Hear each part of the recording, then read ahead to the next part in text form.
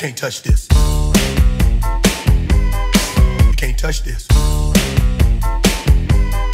You can't touch this. You can't touch this. My music hits me so hard, makes me say, oh my Lord, thank you for blessing me. What am I doing? What's going on YouTube? It's Jay Wilson, JWill07 on Instagram and Twitter. Episode 2 of Ask Away with Jay. And we will now start things off. Alright, first question. Cichlid Fanatic. I've got a Prego, Venustus, and a 55-gallon that I want to put that Venustus in. I'm looking at lights. T5, T8, LED, what? Well, as you can tell from day one, I'm an LED person. The reason why I'm not a T5, T8, which I'm not downplaying them at all, I just don't like replacing things. I find that over time, LED and T5, T8 may even be the same amount of money, but deals are to be had somewhere. If you don't want to replace the bulbs, jump on Craigslist, go to eBay, check out deals on LED lights. Right now I'm rocking Beamworks 36-inch. I believe they're a 3rd generation. I haven't had any issues with these guys. They're huge. They're wider than my hand is. And a 36-inch one, which cost me around $82, that's shipped, would probably work perfectly fine on your 55-gallon. So as far as T5, T8, LED, not having a lot of algae, make sure your water parameters are good and make sure you're not leaving your light on all day. Check for ambient light. You shouldn't have an algae problem at all as long as you're taking the necessary precautions to mitigate all that stuff. So T5, T8, I don't know if I answered your question. I'm not a huge fan, my opinion only. Shoot for LED. I've used Beamworks, Marineland, Current, and so far my favorite has been the Beamworks because of the price, the quality, and the brightness. Alright, thank you so much for Cichlid Fanatic for sending in that question. Now on for question number 2. Question number 2 is coming from Maximus1471. Maximus is having a pH problem. He added universal rocks. Awesome. He said he was inspired by my tank. I don't know which tank you were inspired by. If it was this one, the Holy Rock one, the Floating Rock, the Magnet. We won't go there. Anyway, he said he was inspired. He really enjoyed the first episode. Thank you so much. And he wants to know, his pH was 8.2. Now it's kind of dropping. It's at 7.8. And he wants to know what can he do. Well, Maximus, check your water out of your tap. Check your water in your tank. See if you're adding less pH water every time you put it in there. And chances are you're probably going to have to use a buffer. I've got some crushed coral in here that helps. If you were using... if you got the Holy Rock, you can utilize actual real Holy Rock behind it, which will help raise your pH level. Other than that, if anybody else has any comments that they want to jump in, drop them a line in the comments, let them know. pH, once you get it stabilized, I use the buffer. I've got the crushed coral. I haven't had an issue since. So I hope that helps. Don't stress too much over it. I know you want it to be perfect. Just double check those two, water from tap or wherever you're getting it, to tank. See if you're not inputting way less than what's already in your tank. And then you're probably going to have to a buffer or potentially put it in some rock, crushed coral, whatever the case is. Alright Maximus, thank you so much for sending in your question. Now on to number 3. Question number 3 comes from Adam from Down Under.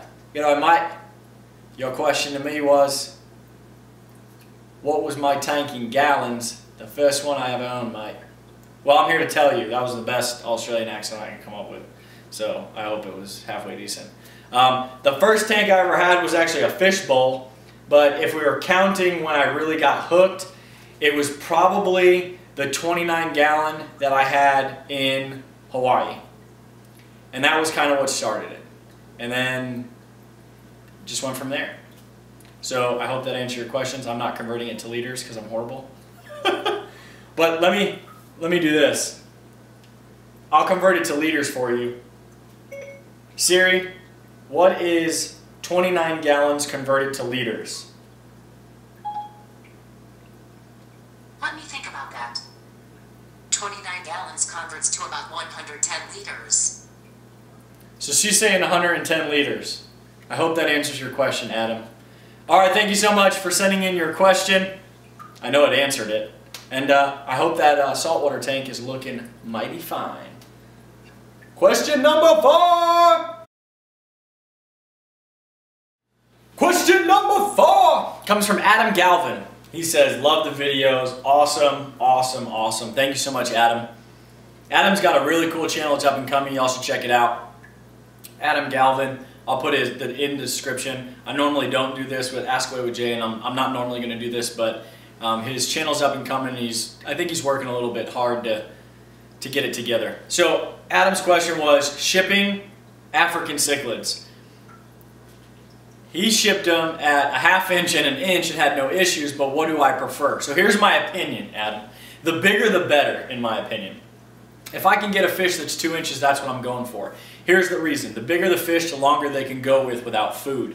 The stronger they are, their immune system's built up a little bit better. There's just a lot of things that go into it. It's very similar to, shipping a 4-legged animal. You usually want to wait till a certain age before you do it. I know that there's no requirement. It all becomes, personal preference. So my preference would probably be 1.5 inches to 2 inches, depending on how far it's coming. If it's coming from further away, I may wait till the fish gets bigger. So Adam, thank you so much for sending in your question.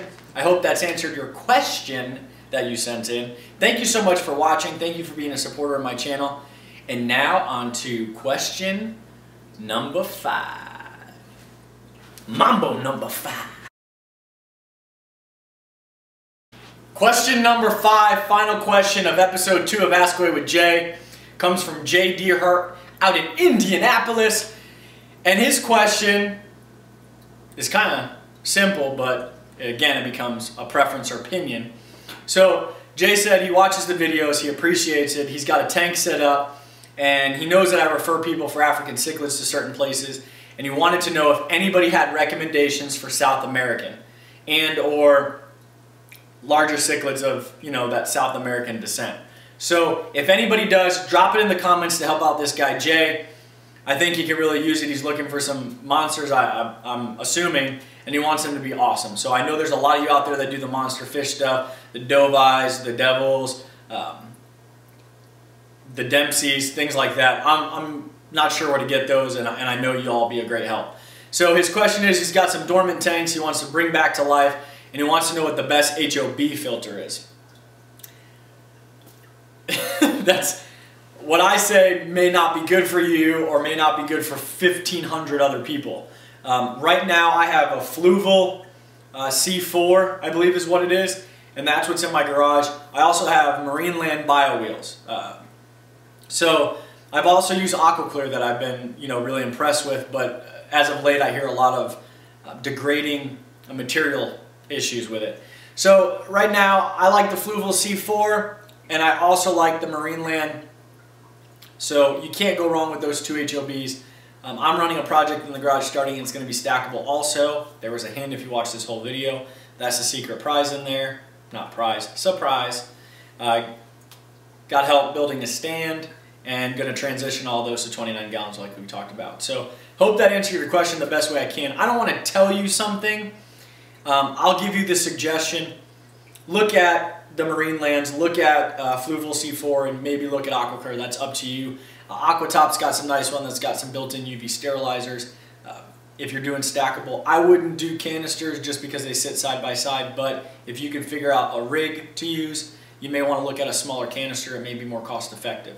Don't hesitate to jump on Craigslist, check your local fish store for some used stuff. Other than that, thank you so much for tuning in, and I know that your last deal was thank you for your videos. I do appreciate that, and thank you for sending your question. So if anybody has a question they want asked, askawaywithjay@gmail.com, right here, this little deal. Yep. Send it there. I'll answer it. It doesn't matter. I'm going to answer it. Even if I have to ask for your help, that's the way to get you to participate. So help Jay Deerhart out in those monster fish he's looking for. Thank you so much for tuning into this episode. Thank you so much for subscribing. Please like, share, subscribe, pass this all around. Check me out on Instagram, whatever you want to do. As always, holla!